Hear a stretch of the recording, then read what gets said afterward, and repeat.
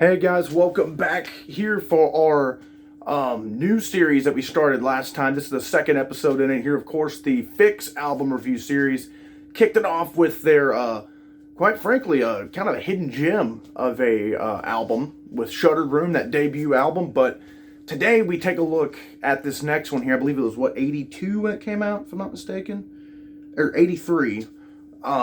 And it is the one that really put the Fixx on the map. We're talking about Reach the Beach. Love, love, love that album cover. Very cool, very kind of artsy looking. And Phantoms, the next album, of course, we'll talk about, kind of has a similar cover, like has that same figure and kind of weird art on it that I like as well.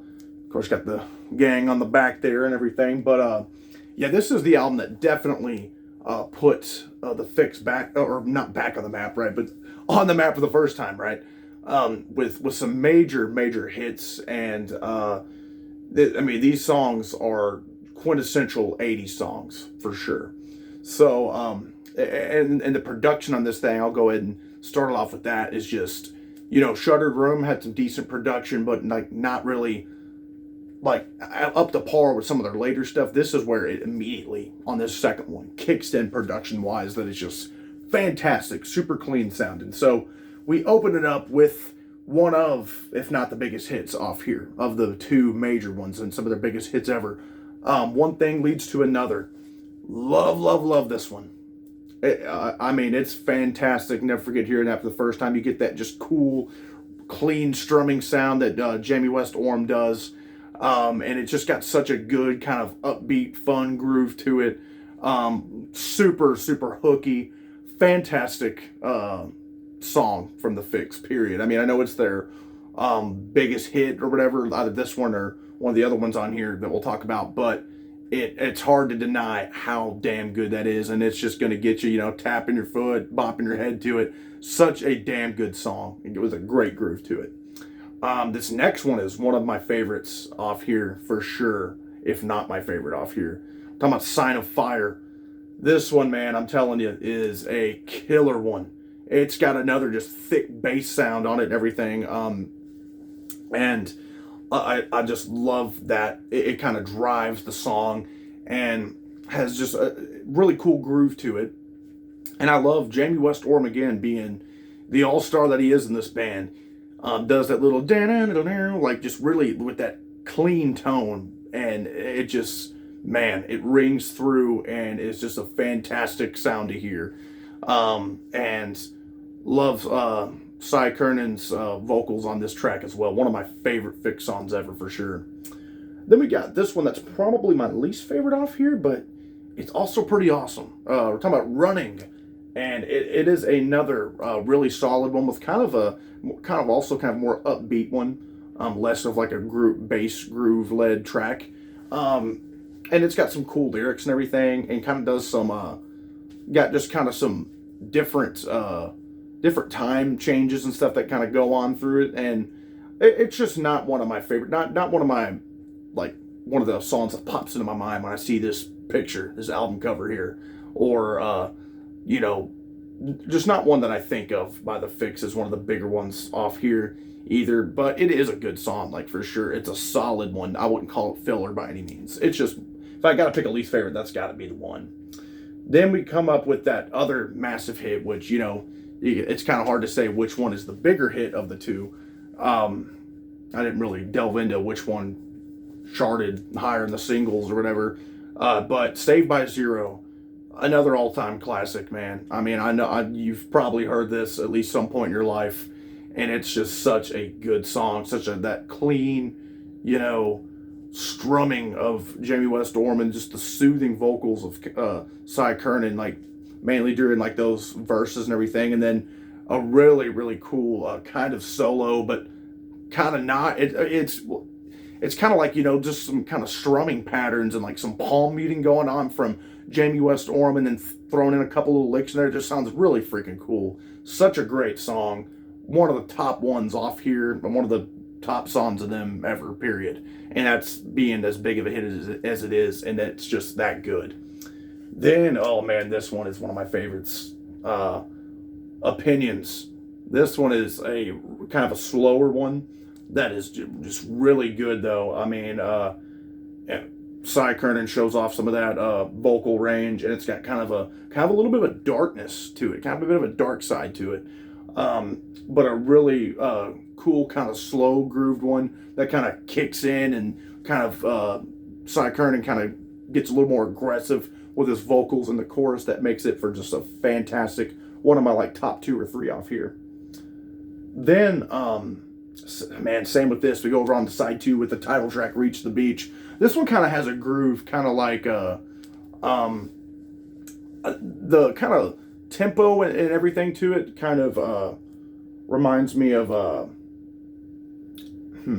I'm thinking of a different track that, well, this one kind of has the same feel. I was going to compare it to kind of the tempo and feel of Peter Gabriel's Sledgehammer, but which it has some of that kind of going on with it, but it's really one of these other ones over here that has that kind of feel to it more so. But Reach the Beach, I love the which really, this one, just disregard, it doesn't have a lot like that in common with that track at all by Peter Gabriel. But I love the synths on this one and the strumming during the chorus. And it's kind of a busy chorus, but it plays well. Like, that busyness really makes it a memorable chorus.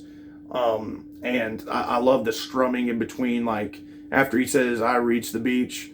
And it's just, man, really, really cool, awesome song.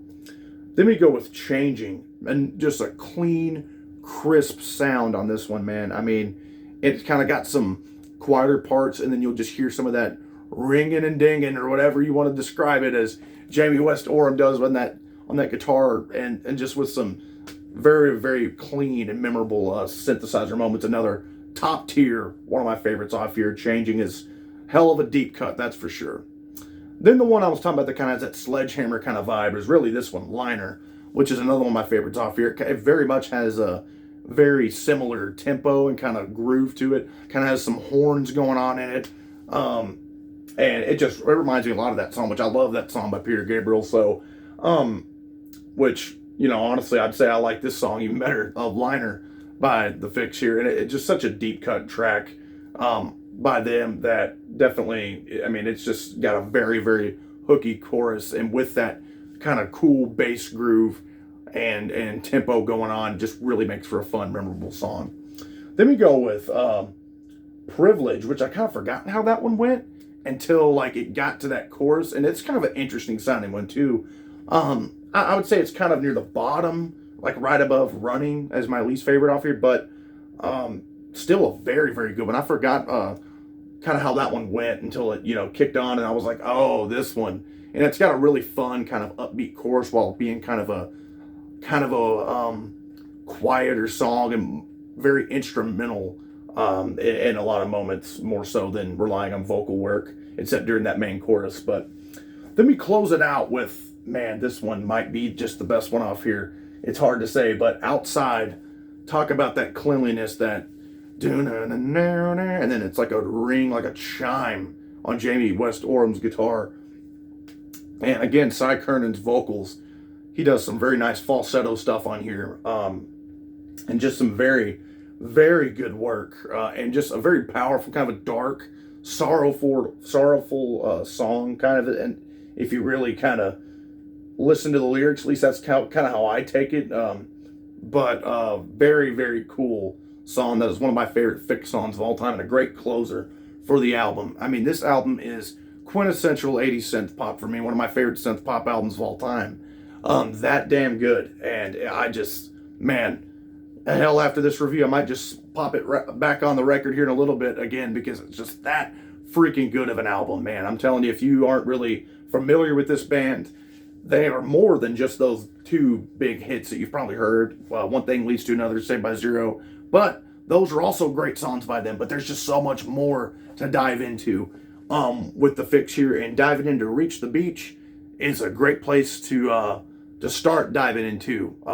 Not to take anything away from that debut album, Shuttered Room, because it's really solid and kind of a gem in its own right. But this is what kicked these guys off, and they really found their footing right away after that first album, which they still were kind of they had their sound, but hadn't quite mastered it yet, right? This was whenever they just hit the nail on the head. So, anyways, guys, again, check this thing out if you never heard it. Fantastic stuff if you're into like 80s synth pop. And I'd love to hear some of your guys' thoughts on this if you're delving in for the first time, or if you have any cool memories with this album or songs off of it. Definitely probably with those two big hits, right? Or, if you're a fan of it, or if you're not, it's cool to talk about down there. So next time we'll be covering their third album, Phantoms. So stay tuned for that as we keep on trucking along in this album review series of the Fixx. Like, subscribe, and comment. Thanks so much, guys.